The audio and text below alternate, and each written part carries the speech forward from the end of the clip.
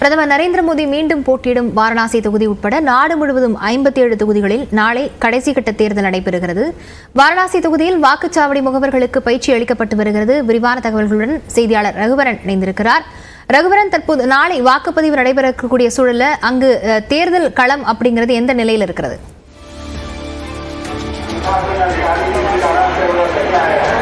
நாம் தற்போது உத்தரப்பிரதேச மாநிலம் வாரணாசி தொகுதியில தான் இருக்கிறோம். வாரணாசி தொகுதியில தான் பிரதமர் நரேந்திர மோடி தற்போது 3வது முறையாக போட்டியிடுகிறார். ஒரு பதற்றமான சூழ்நிலையாக ஒரு தொகுதியாக இது இருக்கக்கூடிய நிலையில கிட்டத்தட்ட ஒரு 10,000க்கும் மேற்பட்ட போலீசார் இதுல பாதுகாப்பு பணியில் இருக்காங்க. குறிப்பாக பாத்தீங்கன்னா 5 சட்டப்பேரவை தொகுதிகளை உள்ளடக்கியது இந்த வாரணாசி நாடாளுமன்ற தொகுதி. தற்போது இந்த தேர்தலானது நாளை நடைபெறக்கூடிய சூழ்நிலையில் பாத்தீங்கன்னா இன்று மாலை 6 மணிக்குள் இந்த வாக்குப்பதிவு எந்திரங்களை அந்த வாக்குச்சாவடி மையங்களுக்குள் எடுத்து செல்வதற்கான நடைமுறைகள் தொடங்கி இருக்கிறது.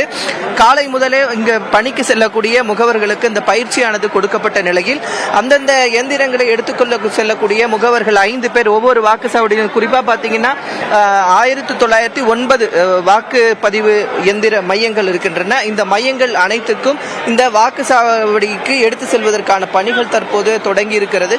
குறிப்பா நீங்க பார்க்கலாம், 5 சட்டப்பேரவை தொகுதிகளை உள்ளடக்கியது இந்த வாரணாசி தொகுதி. அதனால இந்த 5 சட்டப்பேரவைகளுக்கும் தனித்தனியான குறிப்பிட்ட பகுதிகள் ஒதுக்கப்பட்டிருக்கிறது. குறிப்பா பாத்தீங்கன்னா Varanasi south, Varanasi west, Varanasi cantonment உள்ளிட்ட 5 நாடாளுமன்ற தொகுதிகளிலும் தனித்தனியான பகுதிகள் அமைக்கப்பட்டு இந்த வாக்குப்பதிவு எந்திரங்கள் அனுப்பும் பணியானது தொடங்கி இருக்கிறது. கடுமையான வெயில் இங்கே நிலவுவதன் காரணமாக, சுட்டரிக்கும் வெயில் அதிகமாக இருப்பதன் காரணமாக அநேக இடங்களில் பாத்தீங்கன்னா இந்த பந்தல் அமைக்கும் பணியானது நடந்துட்டு இருக்குது. குறிப்பா பாத்தீங்கன்னா அனைத்து இடங்களிலும் தண்ணீர் கேன் வைக்கப்பட்டிருக்கிறது, குளிர்ச்சியான நீர் வைக்கப்பட்டிருக்கிறது, ORS வாட்டரும் கொடுக்கப்பட்டிருக்கிறது. முகவர்களுக்கு சில அறிவுரைகள்லாம் வழங்கப்பட்டிருக்கு. என்னன்னா, மாலை 6 மணிக்குள்ள இந்த அனைத்துமே வாக்குப்பதிவு எந்திரங்கள் அனைத்துமே அந்தந்த மையங்களுக்கு எடுத்து சென்ற பிறகு அதை சரிபார்க்கணும்.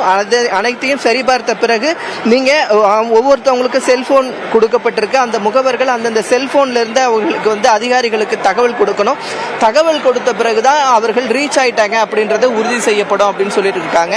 அது மட்டும் இல்லாமல் வாக்குச்சாவடியில் என்னென்ன பொருட்கள் இருக்கணும், பந்தல் அமைக்கணும், கண்டிப்பாக பந்தல் அமைக்கணும். நீண்ட வரிசையில் நிற்கக்கூடியவர்களுக்கு இருக்கைகளை ஏற்படுத்தி செய்ய தர வேண்டும்.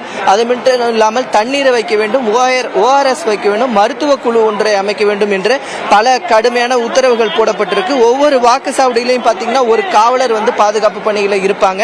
அது மட்டும் இல்லாமல் பதற்றமான வாக்குச்சாவடிகள் 70% வாக்குச்சாவடிகள் பாத்தீங்கன்னா சிசிடிவி கேமராக்கள் பொருத்துவதற்கான ஏற்பாடுகளும் செய்யப்பட்டிருக்கிறது.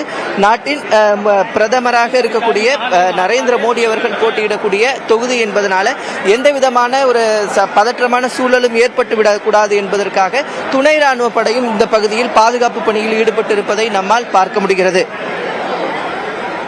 விவரங்களுக்கு நன்றி ரகுவரன்.